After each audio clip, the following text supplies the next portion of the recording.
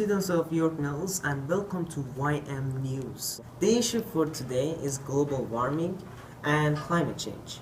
First, let me give you a brief explanation about it. The climate change is a change in the weather of an area over a long period of time. Unfortunately, the increase in the concentration of anthropogenic and natural greenhouse gases during this century has increased the global temperature significantly. This substantial increase in the temperature can have negative impacts on all of the sustainable ecosystems and the humans around the globe. This issue is not just occurring in one country, it's actually occurring around the globe. And let me tell you why. The countries that cut trees in large quantities, such as USA and Brazil, and etc., are the ones that causing carbon dioxide and other greenhouse gases to increase. And now Jack is going to interview one of the students of York Mills Collegiate Institute. Jack? Thank you, Adam. And now, as you can see, we are in TTC, and I'm going to ask one of the students from York Mills Collegiate Institute about global warming. And this person is using TTC instead of using a car to decrease the effects of global warming in our world. Hello, Priya. Hi. So we are from YM News, and I'm going to ask you, who do you think is affected by global warming?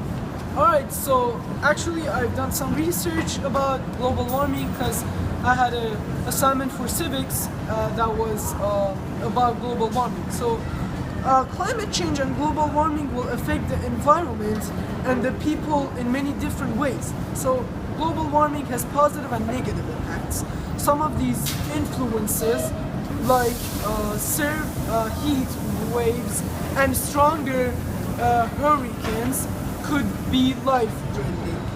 Other impacts such as longer growing seasons for crops might be good. Unfortunately, as the temperature of Earth increase, the negative effects are expected to outweigh the positive ones. So there are positives, but there are more negatives.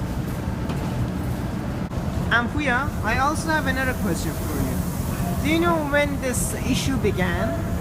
Yes, so the natural greenhouse gases were on Earth for thousands of years.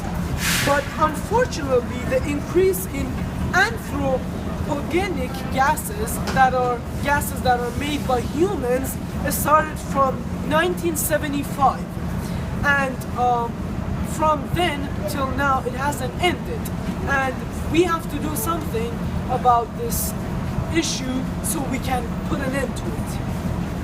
Thank you very much for your response. So now we are going to the mayor's office to ask him about the organizations in Toronto that devote their time in solving the global warming problems in our community. There are many agencies that you guys can join if you are inspired to do more. For example, ACT for Earth is an agency in Toronto that encourages and educates people to take action for ecology, peace, and human rights. And their address is 238 Queen Street, Toronto, Ontario. There are also many other organizations who spend most of their time encouraging others to take action for climate change.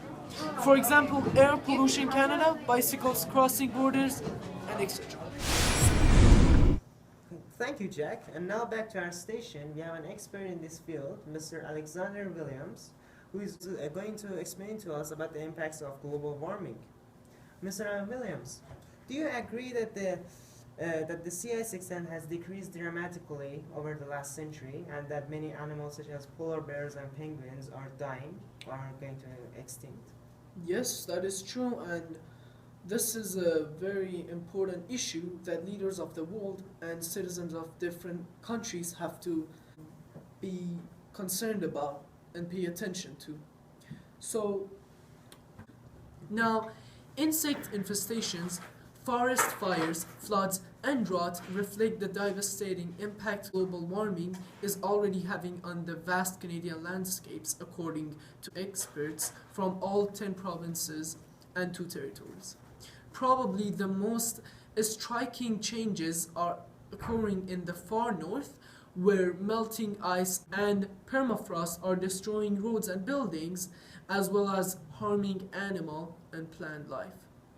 So, as we see, this is a big issue and it affects Canadian citizens and Canadian government. Now, Canadian government has to do something about this issue because it is affecting, as we said, roads, buildings, plants, and animals' life. So it affects all of our lives, not just Canadians, but all the people in the world.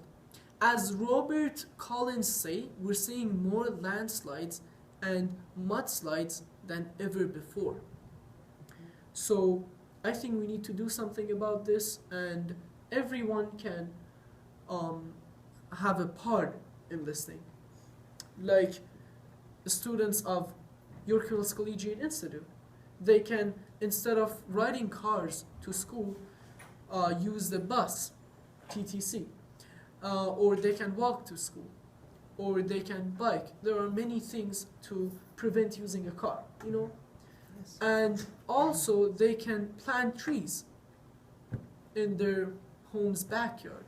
And these little things will affect this issue very much, and it will help to improve it. Very true. Thank you for us, Mr. Williams, for being here, Sure. and everyone have a nice day.